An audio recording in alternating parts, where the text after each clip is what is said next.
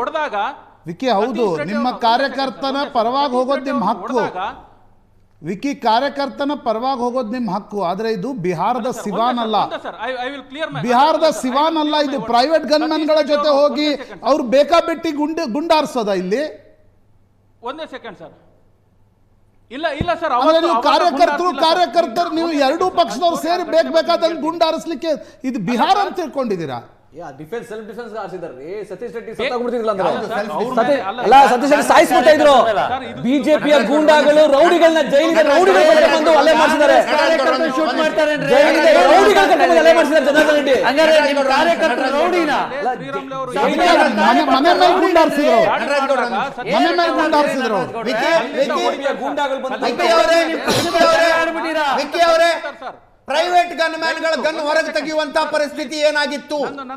ಇನ್ನೊಬ್ಬರ ಮನೆ ಮೇಲೆ ಗುಂಡು ಯಾಕೆ ಹಾರಿಸಿದ್ರು ಅವರು?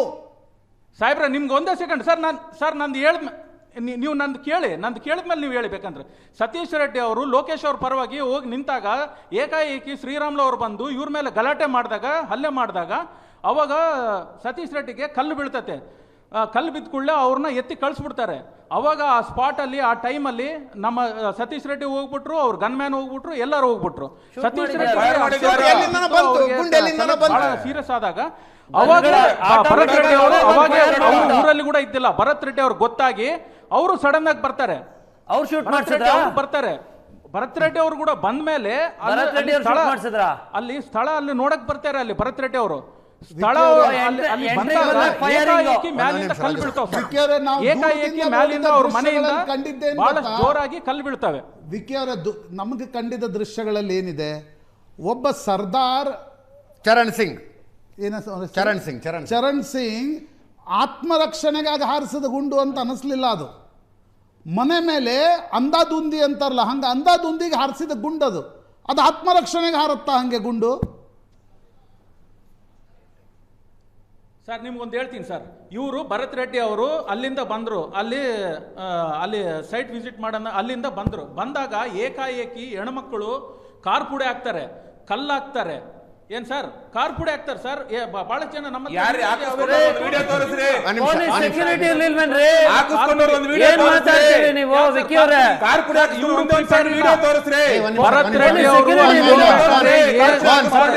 ಇವ್ರೇನ್ ಪ್ರಿಪೇರ್ ಇಲ್ಲ, ಇವರು ಸಡನ್ ಆಗಿ ಬಂದಿದ್ದಾರೆ, ಕಲ್ಲಿಟ್ಕೊಂಡಿದ್ದಾರೆ, ಮನುಷ್ಯರ್ನ ಇಟ್ಕೊಂಡಿದ್ದಾರೆ, ಕಾಂಪೌಂಡ್ ತುಂಡ ಬಹಳ ತಿಂಗಳಾಗಿಲ್ಲ ವಿಕ್ಕಿ ಅವರೇ. ನಾನು ಪ್ರಶಾಂತ್ ನಾಥ್ ಇಲ್ಲಿ ಸೌತ್ ರುಚೀಸ್ ಅಂತ ಹೋಟೆಲ್ಗೆ ಸಾಯಂಕಾಲ ತಿಂಡಿ ತಿನ್ನೋಣ ಅಂತ ಹೋಗಿದ್ವಿ. 10-12 ಜನ ಗನ್ಮ್ಯಾನ್ಗಳು ಹೊರಗೆ ಬಂದ್ರು. ಅವರ ಕೈಯಲ್ಲಿನ ಆಟೋಮೆಟಿಕ್ ವೆಪನ್ಸ್ ಏನು? ಯಾರು ಕರ್ನಾಟಕದವ್ರು ಇರಲಿಲ್ಲ, ಒಬ್ರು ಕರ್ನಾಟಕದವ್ರು ಇರಲಿಲ್ಲ, ಎಲ್ಲರೂ ಅನ್ಯ ಭಾಷಿಕರು, ಉತ್ತರ ಭಾರತೀಯರು. ಅವ್ರ ಕೈಯಲ್ಲಿನ ಆಟೋಮೆಟಿಕ್ ವೆಪನ್ಸ್ ಏನು?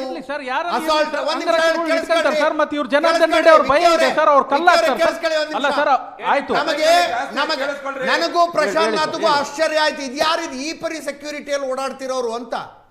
ನಮಗೆ ಆ ವ್ಯಕ್ತಿ ಹೊರಗೆ ಬಂದಾಗ ನಮಗೆ ಮುಖ ಪರಿಚಯ ಇರಲಿಲ್ಲ, ಗೊತ್ತಾಗ್ಲಿಲ್ಲ ಇವ್ರು ಯಾರು ಅಂತ ಕೇಳಿದ್ರೆ ನಾರಾ ಭರತ್ ರೆಡ್ಡಿ ಬಳ್ಳಾರಿ MLA ಅಂತಂದ್ರು. ಅಂಥ ಸೆಕ್ಯೂರಿಟಿಯಲ್ಲಿ ಬಂದ ವ್ಯಕ್ತಿಯ ಮೇಲೆ ಕಣ್ಣಿಗೆ ಕಾರದ ಪುಡಿ ಎರಚಿದ್ರು ಅಂತ ನೀವು ಹೇಳ್ತೀರಿ.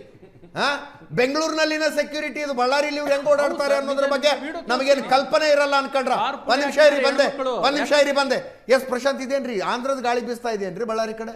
ಅದೇ ನನಗೆ ಅಂದ್ರೆ ನೋಡಿ, ಎಲ್ಲ ಅತಿರೇಕಗಳಿಗೆ ಬಳ್ಳಾರಿ ಸಾಕ್ಷಿ. ಎಲ್ಲದಕ್ಕೂ 2000 ಹೆಚ್ಚು ಕಡಿಮೆ ನಿಮಗೆ ಕಳೆದ 20 ವರ್ಷಗಳಲ್ಲಿ ಒಂದು ಬಿಜೆಪಿಯ ಅತಿರೇಕಗಳನ್ನು ನಾವು ನೋಡಿದ್ವಿ.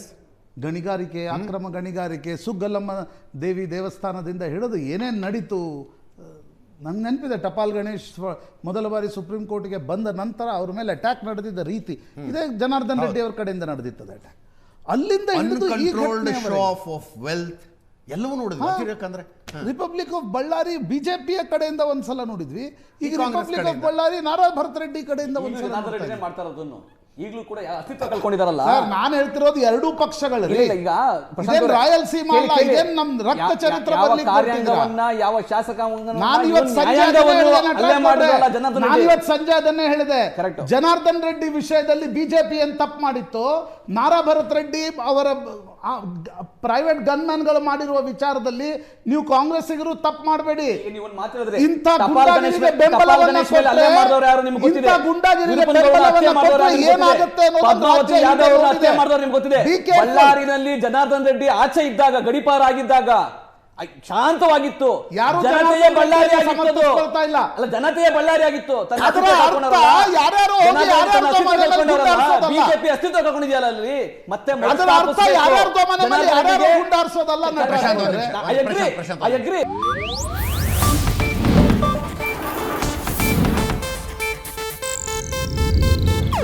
ಇದು ಏಷ್ಯಾನೆಟ್ ನ್ಯೂಸ್ ನೆಟ್ವರ್ಕ್ ಪ್ರಸ್ತುತಿ.